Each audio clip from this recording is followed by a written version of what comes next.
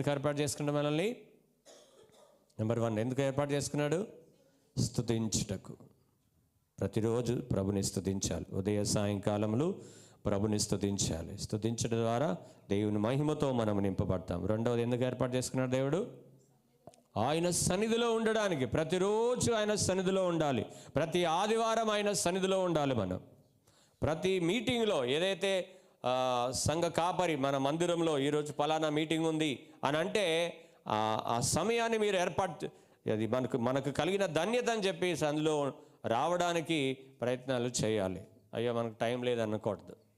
సమయం అనుకూలను బట్టే సంఘ కాపరి ఏర్పాటు చేస్తాడు. కాబట్టి ఎప్పుడన్నా పగలు పెట్టినప్పుడు కూడా ఒకరోజు ఉద్యోగం పెట్టుకుంటే ప్రభు కొరకు ఏం నష్టమేం పోమనం కదా. డ్యూటీ ఉంటుంది కదా. సంవత్సరానికి ఒక్కసారి ప్రభు కొరకు సెలవు. ఎన్ని సెలవులు పెట్టాం?